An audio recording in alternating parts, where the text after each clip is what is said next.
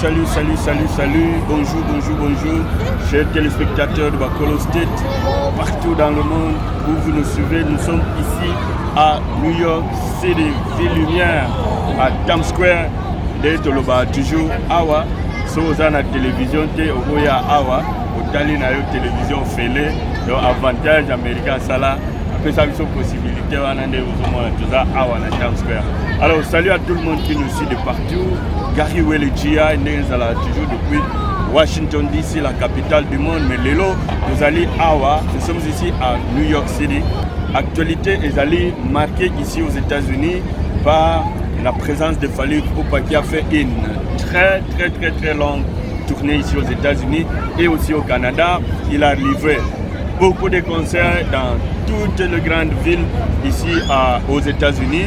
Alors, Fally Ipupa a fini sa tournée le week-end passé. Il est bel et bien rentré en Afrique puisqu'il a fini vendredi, samedi, il fallait que Abet Alissi sur la Zambie. Il a presté dans la Zambie, bon, on a eu une image, mais maintenant...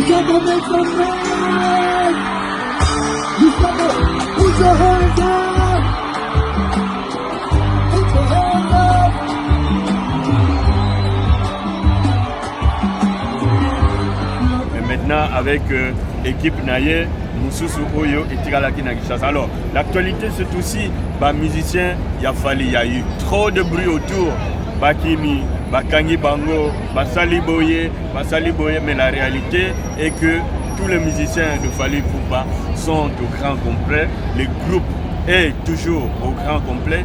Ils sont ici à New York City. D'ailleurs, ils sont en train de quitter tout à l'heure Bazolongwa, New York City, Bazozonga, na Congo, puisque vous avez vu, Bomona ba Alexité, Bomona qui ba Zagalote, Bomona ba Sergete, Bomona qui ba Mbazité, na Zambie, puisqu'ils sont encore ici, ba coloqués, Bangonyoso, Bazalalité, puisqu'ils sont encore ici à New York. Alors, ba rumeur et les kaki, ba Kangi Bango, ba Sali Boye, mais c'est pas ça.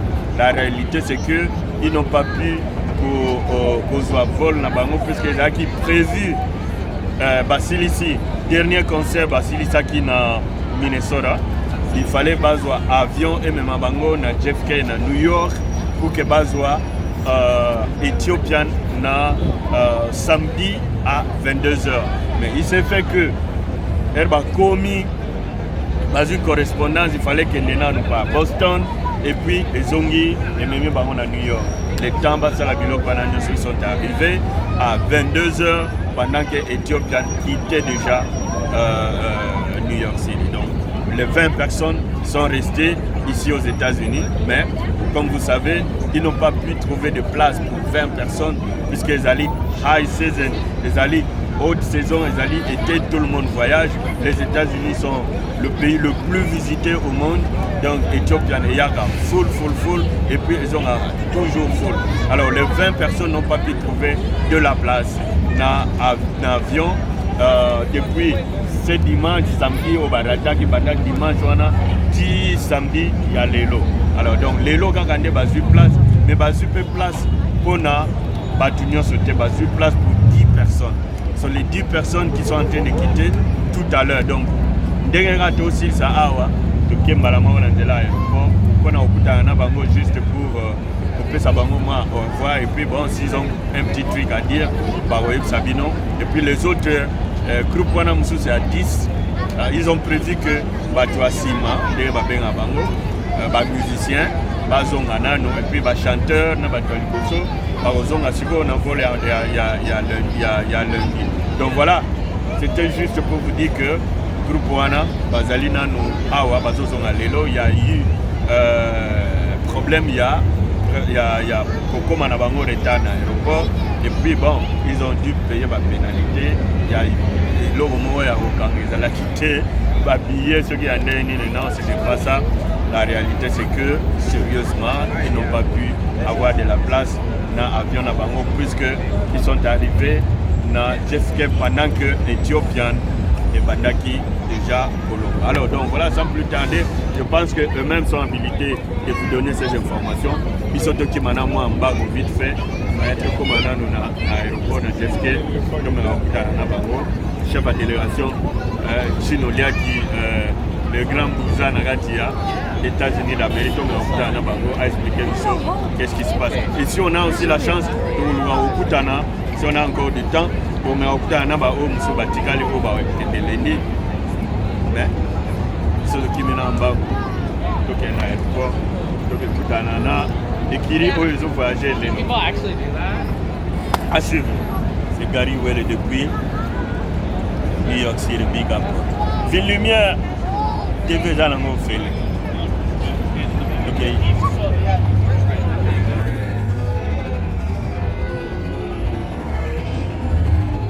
It's time for 11. Time for traffic and transit on the ones. Here's Janelle Crispin. On va voir s'ils sont là ou sont déjà partis ou ils ont disparu. Allez, à suivre. Jeff Kay.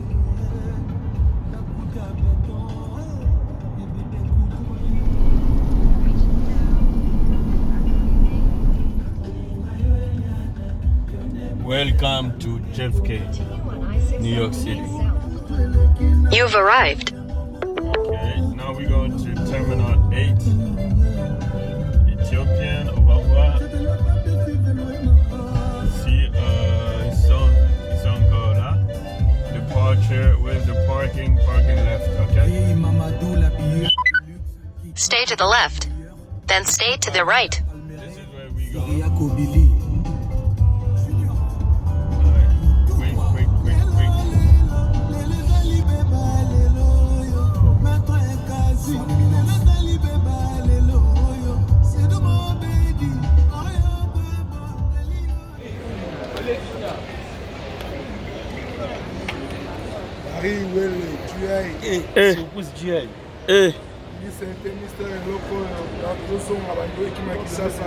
En tout cas, bon, this is JFK. Ok. New York Yango. Voilà, Bakolo State ici aujourd'hui à New York City. Comme vous pouvez voir, vous allez à JFK, aéroport international à JFK à New York City. Bon, vous voyez bien que FD Team, Fally Ipupa avec tout son groupe était ici depuis un mois. Parce qu'il y a des concerts partout.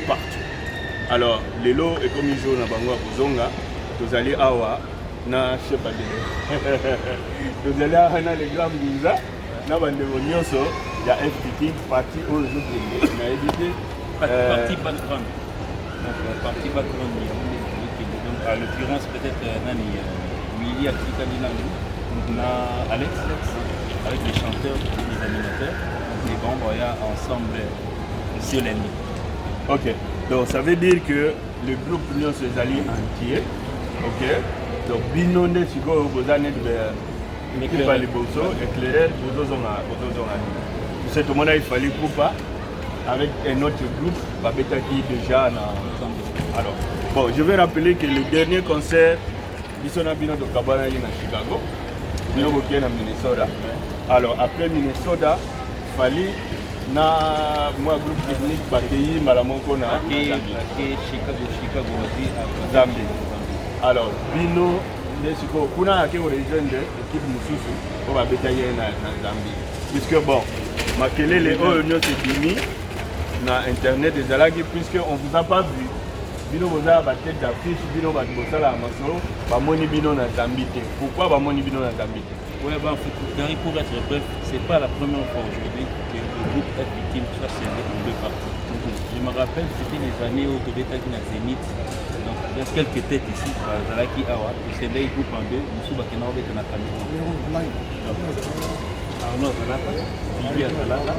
Donc, ça dit, Nawalo Zalaka. Donc, ça dit, c'est pas la première fois. Aujourd'hui, tellement la communication a tellement peu de vitesse. Il y a des mensonges, il y a des pour essayer un peu de distraire le number one de notre musique. Donc aujourd'hui, nous ne cesserons jamais de dire que nous sommes une grande équipe. Donc ça dit, c'est une question d'organisation. Il s'est organisé, donc c'était déjà dans les plannings qu'on va faire la tournée États-Unis, Canada. Et puis, after Rwanda, il va nous donner un petit repos. Il y a aucun rejoindre le groupe na Zambie. Biso to rejoindre en Afrique du Sud. En fait, l'étape d'Afrique du Sud a été annulée, a été reportée. C'est pas la première fois. Tout ce que vous appelez au moment où vous êtes à la Côte d'Ivoire, à Pointe-Noire. Je me rappelle c'était quoi. Donc, il a rejoint une autre équipe. Biso to tika dans la Côte d'Ivoire. Donc hier, je me rappelle, lui a quitté la Côte d'Ivoire pour rejoindre une autre équipe qui était à Pointe-Noire, à Brazza Pointe-Noire. Donc c'est pas la première fois que nous faisons ça. Donc c'est autant que nous sommes et ça ne m'a pas battu. Copiez-nous parce qu'il y a plein de talents à Kinshasa. Donc on n'a pas deux groupes, on n'a qu'un seul groupe qui est muni de plusieurs personnes. Aujourd'hui, dans Olympia, on a raté. La Tigala na groupe na Kinshasa, Olympia na raté. Donc ça dit que c'est comme ça que nous on marche dans notre équipe. C'est né seconde de ça. Nous les mots robots on a Singapour. Donc je peux donc chanter la Tigala. C'est ça. Alors donc voilà, toujours résumé en Mobuké, ça veut dire que l'orchestre est un Mobimba, et ça toujours Mobimba. Bobeti na Canada, Bobeti aux États-Unis, concert de Sicile.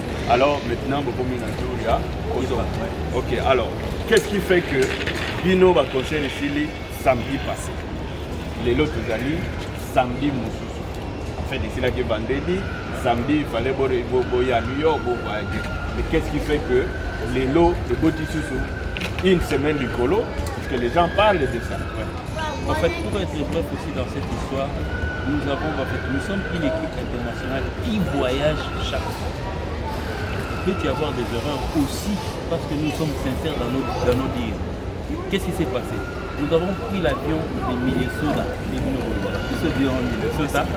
donc aussi volé à Minnesota, Boston. De Boston à New York. Donc ça dit, quand nous sommes arrivés à Boston, il y a eu un retard de vol. Le retard de vol a causé le retard de vol aussi ici. Parce que nous sommes arrivés à 22h22 minutes. Alors que l'Ethiopian ici vole à 22h. Nous avons eu le retard de 22 minutes.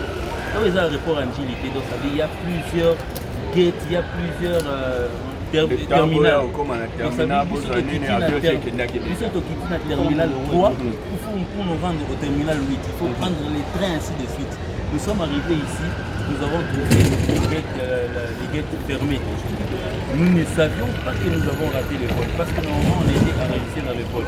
Quand nous sommes arrivés, il s'est faisait déjà 23 heures. À cette heure-là, Ataba staff n'a fait à New York. Non, mais déjà fermé. Ataba staff n'a fait à New York. Ataba staff n'a fait à Connecticut. Partout où je vais aller, à 23h, on ne peut pas appeler Gary pour venir nous chercher ici. Donc c'est ce qui a fait que, quand nous te commis à 23h, nous avons passé la nuit ici.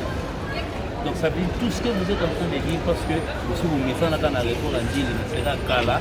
Autant que nous avons Nimba Nandjilité. Donc ça dit nous avons passé la nuit ici. On a la chaise de Jeff Kandé Zalara au Bémi, en tout cas fatigué que nous étions. Avec espoir que le lendemain vous allez prendre le vol. Okay. Donc ça dit le lendemain matin à 6h du matin, le staff nous a pris ici, nous sommes partis, nous sommes revenus le lundi. Parce qu'il y avait le vol le lundi. Quand nous sommes revenus le lundi, on nous a dit que nous allons que prendre ils vont nous prendre que le samedi. Donc nous sommes pas. Okay. Alors donc voilà, mais il se fait encore que le groupe Ango est toujours scindé. Puisque on a monité combien? Bon, c'est Bissonio surtout dans le groupe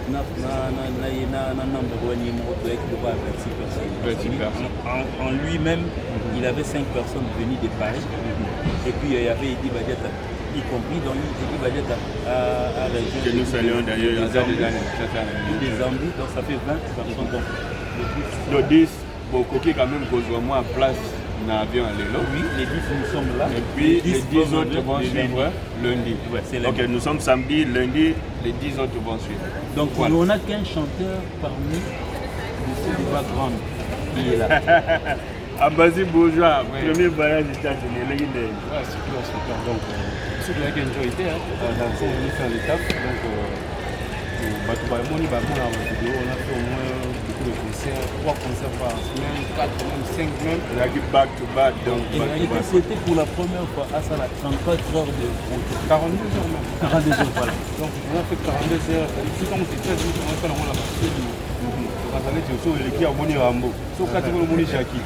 Sauf sauter au Moni Bruce Lee. Donc on a Bruce Lee à la Guinée. Rambo à la Cotonou, les États-Unis à grand monde. Après on a tourné les ligues du Togo. On les photos à la montée, on aussi porté, puis on a puisque nous faisons, les Japonais ont l'air des pays. Des petits concerts. Moi j'ai vu des Haïtiens. Haïti. Et Haïti. Les concerts de Bétaki avant-dernier concert. Oui, on a 5 Congolais. Et puis ils s'approchent. Pourquoi ils savent que Bissot le Balinga. Les autres là, ils vont Balinga la tête. Donc ça dit que les concert, ça dit Haïtien, c'est basé là.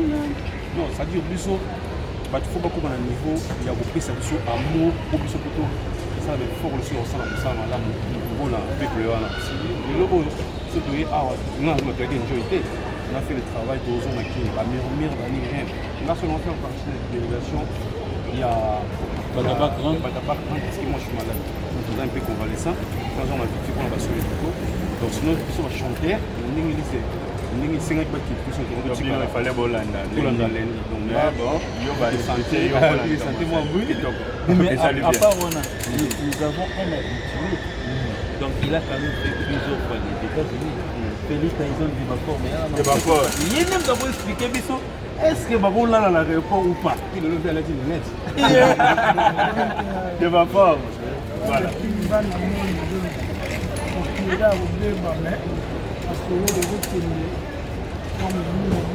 On a Congolais à Ibarana na voyage. Moi, il y a qui va là dans l'aéroport, dans la voyage. Le président a battu un poteau sans signer. Il y a un poteau qui n'a pas vol et rattrapé au vol à l'aéroport, on peut transiter à la cam, on peut faire la. Et puis, vous avez fait la correspondance environ. Voilà. Donc, on fait rumeur, Mogredini, il y a monnaie des accueils. Dodom Pela. Non, on a dit des accueils. Dino, Ratangi Dino. On peut puisque vous étiez arrêté. Donc, vous avez un niveau, mon frère, on a compris. C'est les États-Unis, c'est Mila Kanya, au-dessus d'un peu. Ah, mais là, on comprend, c'est Bino, donc vous voulez prison. Et puis, dis-nous, à la Moko, il faut faire placer. Pays aux États-Unis. Ah, dans le cadre d'aéroport, il y a un bon caché, il faut y avoir la carte. C'est qu'il y a 20 billets à Mabé. Donc 20 faux billets. Voilà, c'est ça. Un point digital, Zagalo. Il y a 20 billets pour la salution de CNN. Et puis, ça, on a un bon attention à la Afrique. Donc, il faut pour l'Internet, c'est le ça. Et puis, même chacun dans son téléphone a son billet. Oui, chacun son billet.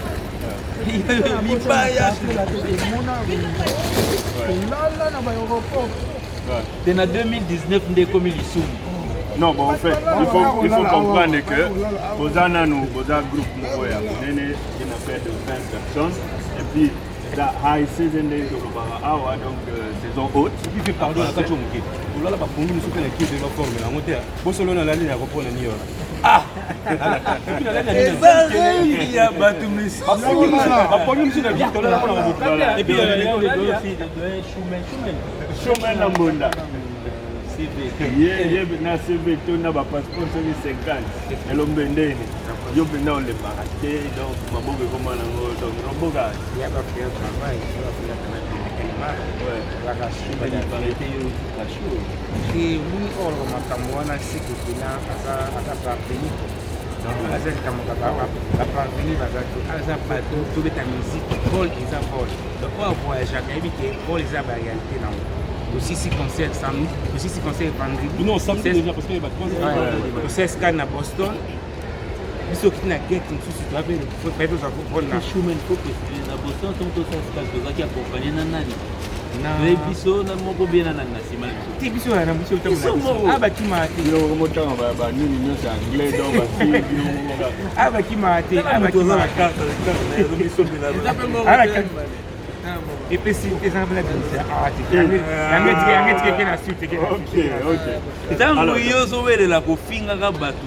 Et puis il y a même certains de vos collègues instruits, parce qu'il est journaliste, c'est des buzz, donc IPOT. Nous savons là d'où tu viens, d'où tu pars, tu n'es pas encore cultivé. Donc ça veut dire, un mot, il faut être fier parce qu'on a le nationaliste comme Pali. Donc il résiste à tout. Non, moi, c'est une nationalité. Même en Amérique, c'est comme américain. Bangolais, bien. Il reste, il demeure congolais. Alors, Bisoka va congolais va lié.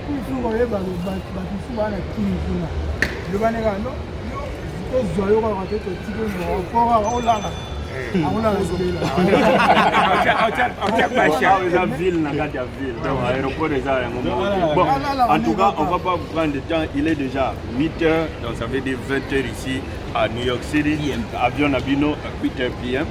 Donc, avion Nabino est à 10h, donc 22h. Alors, Bissot te retire à Bino Voké. Non, non, mais tu repères Sabino. Non, tu repères Sabino, moi. Tu repères Sabino, moi, Mogo, qu'est-ce que vous avez à dire? Alors, ce qu'on voulait résumer, c'est que, voilà, le groupe de Fally Ipupa est bel et bien au complet. Ngana Zoyaki va trop de films tellement belé. Bon, nous avons à New York à Polo, Bamona et Bande pour nous soutenir. Les Alagino, Bango, Banani Mususu Bakimi, Banani Basali Boy. Voilà, welcome to New York. Yango, welcome to New York. Voilà, Bazan and Jeffske. Alors, ce que je voulais dire, c'est que le groupe est au complet. Aujourd'hui, Bango Barataki vole la semaine passée. Et comme ils ont high season, ils n'ont pas pu trouver les 20 places dans l'avion Oyo. Il fallait Elongwa de lundi jusqu'aujourd'hui, samedi. Alors, basui 10 places, il y a un bandego Oyo. Alors, le groupe Moussousou, il voyage à Sikoyo lundi, puisque bon, 10 places Moussousou, c'est Mikaka à lundi. Alors, moi personnellement, je vais vous souhaiter bon voyage. Merci. Partout, dans mon Moussala, en tout cas, j'apprécie beaucoup ce que vous faites. Continuez à le faire, puisque bon, vous allez pour battre mon ami, nous allons faire pour la public Nabino. Nous allons faire la liboso, mais les madames, bon, le dernier arrivé. Franck Hazard, ok. Non, basi. Oh, bachoyo. Donc là, nous, oh, baruki. Ils sont venus à Baruki. On a tout les questions volées. Parce que pour nous, on a le film. Non, on va nous tambola. Non, on a Dallas. On a une place pour ça. On a les McDonald's vraiment. Milkshake, na ba KFC, na McDo ba burger. Na simba passeport na nganga moko, na zaki ngamoko na sara ba vie na nganga moko. Mais il y a quelqu'un aussi qui est venu de Washington lui-même. Est-ce que tu peux me parler de lui? Non, ngami mi no. Yabse no sesi bulu na zoya. Bébé c'est mon boumana, yabse no na zoya ki ma Washington. On connaît Washington, on connaît nana. Akena ngamoko. Yo mo na passeport na yo ke zongo. Awa to kima na Kinshasa, to kima na Kinshasa makasi. Yango na tambola na ngamoko. Voilà. Bibish kosi to zoya. Voilà. Zach, olobini. Ngana opesa ga merci na patron biso po azo continuer opesa nga toujours confiance wana na Rosam sana nga bien. C'est bien l'empreinte digitale zaga li compa. Donc na zonga na kin boyebi nga na kin mingi na kin. Désolé, yebi makambo Manu Pereira Fire Basket Graki Airbag venanga Alain Ganda Yagindi Zagalo empreinte digitale to beta ne musique noto no bagalo bagato to beta ne musique Zagalo tu peux déjà prendre ton sac au Bado Kenya Gate Hervé Massaro Tatou Yannick Ngoma na Lille Georges Kalume Tankos Renate Kapaya, Eleganto Betito, Cédric Kapaya, Guylaine Kapaya, Patimou Benga Ozieble, donc Yango biso musala donc déjà bayo staff na biso ya Connect Ticket Brings Pro Tosha ono ya Dudu Edosha Kelly Sepeli na staff wana donc Serge Goa tokomona na malasi mama na Kelly Fabio Rapé. Ouais, en tout cas, Arnaud Madrouma, Madrouma.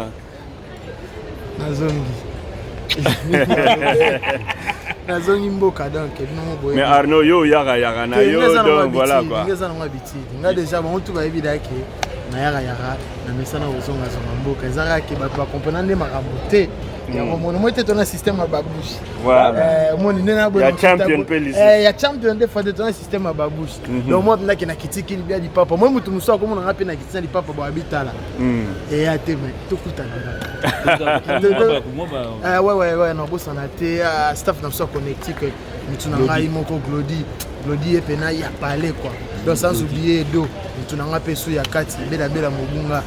Donc, tout y a Papi Boka, mon vieux, il y a Papi Boka. Moi, ça y a l'autre là. T'as une côté, on a ce qui vient dans Papi Boka. Alpha Chaco. C'est pour la merveille, Lorette Compressor, Adelino Nema, tu n'as pas tout à Paris, tu es du Kaisang raté. Donc, voilà quoi. Donc, prends ton sac et puis vas-y, Billy. Voilà, on a à la base Makundun. Arrivé les GI. Voilà. Voilà. International donc. Je remercie le patron Nanga, à continuer à faire confiance. On a fait dans une salle de confiance. Nous sommes mis à la boulot. On va faire là, si vous voulez, et puis vous continuez à faire. Donc, nous avons trop déjà masse lobby, chef de lobby, donc le programme est en haut. Là, là, l'aéroport. L'aéroport à New York. Je peux y aller à Luka, je la tana, je pas à New York et ça le bien. Donc mbote na na fi dom ponze dada musinga da batu balinga biso mbote na bino tout. Vous voulez pas d'autres bolani na New York? Na pesi na honorable.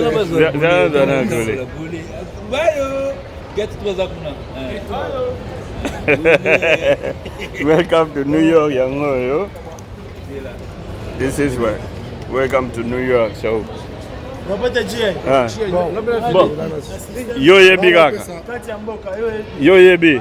Tobengani. Na pesa honorable Tempo Amin na Uganda kuna na Kampala donc honorable Tempo Alain Punku, Roger Mayambu, Cécile Bilonda, Bibi Shikosi na pesa ba mbote. Na pesa Ani Motema ya Tito Balai, Fiston Balai donc ba mbote donc tozali. Choc. Toujours. Là, vous êtes tellement nombreux. Tu es dans le carnet d'adresse est collé sur ma case. Donc on peut s'appeler sur ma mot. Donc il y aura des émissions où on peut s'appeler par remerciement. Et puis sur un grand merci pour la paix, pour la paix, c'est la bosse d'Angaï, le King. Il m'avait promis ça, ça n'a pas été c'est dans aucun. Et on peut donc confiance en retour et ça, on a ça. Donc quelle traversée donc. Débat Bakanagi qui est ambassadeur. Kima moko. Ça dure il faut un objectif la moto. Nambona. Il faut avoir des objectifs dans la tête quoi. Et certes na yo yangana. Les dragons de la monnaie. Les dragons de la monnaie. Je peux bâtir qui n'a Dadi Lumière. Dadi Lumière. After New York, Congo Kinshasa. Lumière. On a battu tout. Il faut avoir l'euro dans la moto. Objectif c'est ça. Ok, on a pas tout pour ça. Ah, état c'est pas nous. Nambaso sali penda. Tu sali boulot quoi. Tu es là tout ça. Donc au signer penda polo do yo mona le king. Na ebisi wa polo wana ndé malamu. Na continue histoire polo, so ko Instagram polo ku tanga pembela mokonzi. To sali musala. Bon, l'essentiel est ngwana moto ba futa tiki faut ça pas ya pamba, faut ça tiki ya musala wa. Alors on a Kinshasa on a États-Unis ça tourisme. Non, il faut faire le travail. On a fait ça. Et puis merci vraiment au King, et puis merci à Nzambe, merci à Odé, à l'habitude de pendant que je suis toujours malade, pendant que je ma faiblesse, des autres toujours. On a petit dans la salle, donc beaucoup de remerciements à la vie. Nous allons voir tout le temps comment la King. Un grand merci à la maman sur Connecticut. En tout cas, Connecticut, on a pris l'amour. On a attendre comment nous tout exalter dans le cabino. Il faut toujours que vous ayez reconnaissance à Batio, Bandina Bino et tout ça. Tout à fait. Vite, donc, Tosha, on avait Tosha, Stéphane Kazadi, Kelly, Serge Boa, Gino. Et il y avait aussi Lodi, les maestros. Il y avait aussi Dadi Lumière. Dadi Lumière na Colorado. Voilà, bah les gars tellement belé et que tu récupérer bien dans l'année moi bien. Ndenge vraiment la gratitude dans mon bossel pour la biso. OK. Allez, peace. Donc bon. Zach, yo tamola no sur le lobby déjà. OK, bye bye. Bye bye, bon voyage. Oui, en tout cas, vraiment pour clôturer, un grand merci à M. Fally Ipupa DiCaprio, la merveille. Donc, 3 fois harcelé. En tout cas, vraiment, la tournée a été vraiment bonne. Donc, j'ai quand même des mots anglais à dire, mais bon, fait, on a bombé balakin. Mbunza. Fait, c'est que le Congolais a voulu que les Congolais soient. Donc, ça veut dire on a essayé un peu de remonter le nom du Congo aujourd'hui. Face aux Américains, donc en tout cas, bravo à tous ceux qui étaient là. Donc, merci vraiment au peuple américain. En tout cas, nous avons fait ce que nous pouvons faire. Donc, Nassir, les blabla, les rumeurs, ça ne finira jamais. Oh, bah, dernier qui n'a moi. Pauvre qui n'a moi, il est bas. C'est le pas de la caméra, il est bas. Bon, promettez. En tout cas, on va suivre ces gars. En tout cas, vraiment, pour soutenir l'art congolais, qui est aujourd'hui représenté par M. Fally Ipupa DiCaprio, la merveille. Tous les polémiques, tous les blabla, tous les ainsi de suite, les rumeurs ainsi de suite. Donc rendez-vous en 2020, c'est le 28 février à Paris. Donc ça veut dire nous passerons par un aéroport sûrement. Donc peut-être si y a quelque chose de temps sous moi, avion et poussi moi nini, et vous risquez d'être dans Nimba. Et là, on a moi la Ibsabino qui est Nimba dans l'aéroport et là qui s'est marqué non. Faut pas en tout cas, vraiment rendez-vous ici en 2020. Donc ça veut dire nous on prend congé de vous en tout cas vraiment en tout cas. Bakolo State et puis on a pas Simbo na Papi Chaco Cashmani Alpha Chaco Dadi Lumière, je t'oublie jamais. Donc tous les amis de Connect Ticket, on va s'appeler en tout cas grand merci. Et grand merci aussi à Mustapha Kobange et son ami Ngoï Kassom. Bon voyage. Okay, people for America, thank you for all assistance. See you the next years we come to play music like Fally because it's the best of Africa. Thank you. Bye. Ça va? Je dis bonsoir. Bonsoir, comment tu t'appelles? Aïcha. Aïcha, tu es où ici? Tu es où ici? Ici c'est où? L'aéroport. Quel aéroport? D'Abidjan? Non, des États-Unis. Des États-Unis? Non, on est à Abidjan ici. Abidjan? Ah. Non? How you doing, man? Ça va? Comment tu t'appelles? Comment tu t'appelles? Enlève ton biberon et tu parles. Comment tu t'appelles, toi? Dis comment tu t'appelles. Ah, il est shy. Voilà. Alors, donc vous êtes en train de voyager, mesdames? Oui, on rentre. Vous rentrez? Les vacances sont finies pour moi. Oh, vous vivez où? Moi, je suis au Bénin. Au Bénin? Et ici à New York, pourquoi? Pour les vacances. Pour les vacances? Ah, ok. Mais vous avez vu le musicien de Fally Ipupa tout à l'heure? C'est elle qui vient de me dire tout à l'heure que c'est les musiciens de Fally Ipupa. Vous connaissez quand même Fally Ipupa?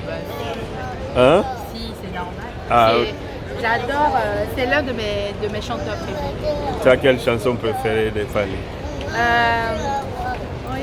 Je veux chanter ça? Vas-y. J'aime bien Cœur sans main. Ok, tu veux chanter quelques notes? Ah non. Bon, tu es en tête de voyage. Je ne comprends pas bien le Lingala, donc... Voilà. Oui. Ok, espérons vous allez inviter Fally un jour chez vous là-bas, à Cotonou. Oui, c'est sûr. Ok. Allez, bon voyage avec les enfants. Merci beaucoup. Au revoir. Allez, ciao, au revoir, ciao. Ciao. Tu es habillée comme une américaine là, hein? Hein? Ah, tu vois, lui il dit au revoir. Allez, bye bye. Bye. Okay, ouais. Bye. Go.